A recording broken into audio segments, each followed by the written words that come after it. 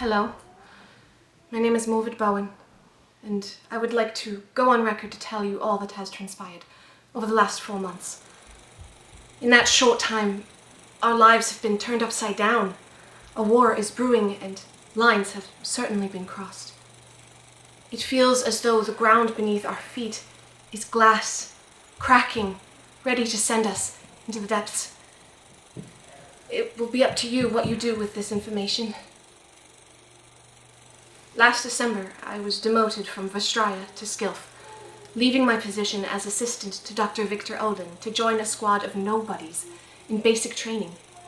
These nobodies, C8 Barracks' own Eta Squad, began with 2 Falstat-born brothers, a school teacher, and a young gatherer taken from his own classroom to fight in the Falstat army. Not to mention a boy far too young to be on the battlefield, and an older woman with quite the limp. Basic training and aptitude tests under the eye of Reshik Dmitry Kislov led us to be assigned our classes and how we can each serve the Empire best, for the greater good.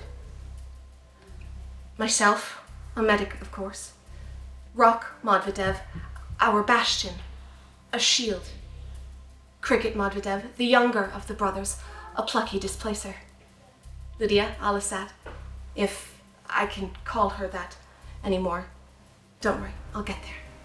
A maverick. Yannick Shaloni, a gatherer. The power to control the elements makes one a worthwhile soldier. Oliver Wembley, another medic under my training, and Helena Burks. Well, again, we'll get there. Some mock fights at the training ground in Dekravos, and a very expensive and very tall wall later, and Eta Squad found themselves at odds. Rock and Cricket uncovered contraband, the scriptures in the hands of Oliver and Yannick, turning them into the Reshik and Kivos Thomas Leopold, the commanding officer of Dekravos. This should have been a death sentence, but the boys got off with a week in the pit for punishment instead. All this while rumors of a spy circulate the camp, leading the Kivos to enlist Lydia in finding them. After being released from their isolation, the boys required medical attention, and with Olin busy with other patients, I tended to them. That same evening, Helena was scheduled for surgery to fix her bad leg, but instead, she revealed herself as the spy by holding me at gunpoint and stealing papers from Olin's desk. I did nothing to stop her, and I took a bullet in my arm to prove my innocence. Lydia, on the other hand, tried to stop her as she realized what was happening, but was knocked unconscious trying. Shortly after, Eta Squad took their first survival training into the field. The goal, getting an old radio tower to transmit again. One dead Vargan and an avalanche later, and we find the tower and a group of Adavarians who refuse to tell us why they were there. A fight ends in a second avalanche, burying Rock underneath. When we recovered him, his condition was grave, and our trek back to Dekravos swift. On the operating table, I found more than I bargained for. A few broken ribs were expected, but the mechanical heart in his chest was not. We knew that keeping his condition a secret was in both our interests, but that someday Cricket should know so that he can help if need be. Our discovery of the Adavarians was also kept secret from the rest of the base, and Eta Squad's insight into the larger operation opened the door to our first official mission after basic training, as a recon group in Proxstrania. Find more Adavarians and find out what they were doing here. That was the goal. The mission designation? Operation Vargensbane. A few weeks into our deployment as peacekeepers in Proxstrania, Cricket met a man named Richard, a pastor by trade.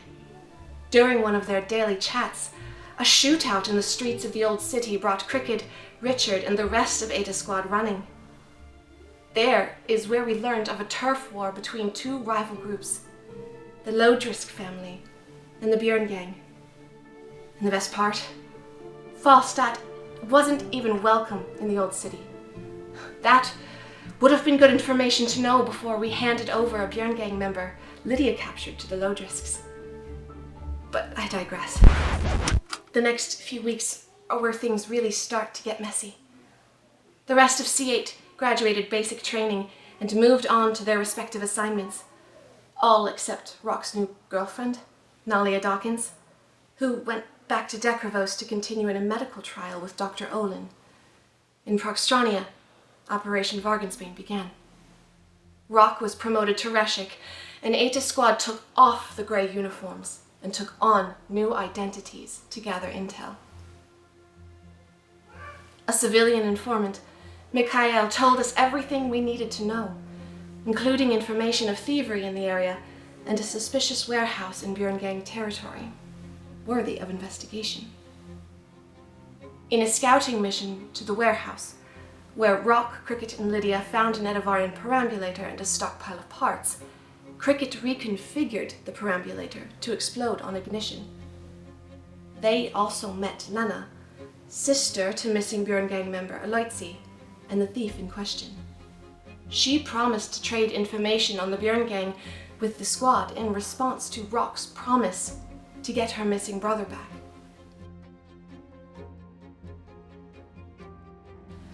With a new ally in tow, Rock brought myself and Yannick along to investigate the old transit tunnel under the warehouse, where it seems the Edavarians had been supplying the Björngang with ordnance. Following the trail, we faced a territorial Drake, and the tunnel collapsed during the fight, revealing Lena's capabilities as a gatherer as she saved our lives from falling debris. But as we made our way to safety, I came to realize that a hit on the head from flying debris had blinded me in one eye. Without our swift return, Cricket, Lydia, and Oliver followed our tracks to the warehouse, only to bear witness to the perambulator explosion, and with guilt on their hearts, the three jumped into the fray to help the wounded. With emotions high, Oliver nearly left, but was pacified by Lydia, just in time for Yannick and Lena to arrive to retrieve help for me.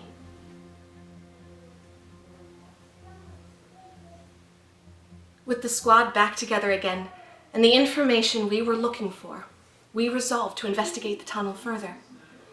Before we could do that, loose ends had to be tied up. Rock and Lydia met with Lodrisk family leader Alexei, posing as arms dealers to locate Aloitsi, having now realized that he was the Björngang member Lydia handed over to them. Unbeknownst to them, Alexei Lodrisk knew the whole time they were Falstat, and sent them to see Aloitsi in the safe house they were keeping him. There he expressed relief in leaving Björngang, and a desire to get himself and Lena out of the city. Shortly after their return, Eta Squad was paid a visit by Reshik Kislov, holding Kivos Leopold at gunpoint. He explained to us that Leopold was attempting to get his nephew, Oliver, out of the service of Falstat, and used his power as Kivos to make an exception to the punishment Oliver and Yannick should have received. Kislov demanded that Rock kill Oliver to make up for the Kivos' lack of judgment. But before he could, I took a shot at Kislov myself. In that moment, Oliver's latent gathering abilities manifested and saved Kislov's life by pushing us and the bullet away. Resolute to salvage the situation, Leopold took Oliver and Kislov back to Dekravos, planning to offer Oliver's newfound Isildanian blood to Dr. Olin, and we are left to continue the mission with the directive to find something worth keeping us alive on our return. With new motivations established, we made our way to the tunnel, minus a medic. Unable to be used to transport goods into Proxtrania, the Edavarians enlisted some remaining members of the Björngang to clear the rubble. So we disguised ourselves as Björngang members to get past them.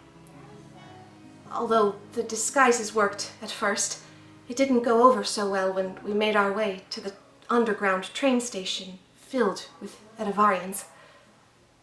The lie expressed to see the Björn gang leader was enough to get us a ride on the train to the Edavarian base, and enough to get us locked into a holding cell with him.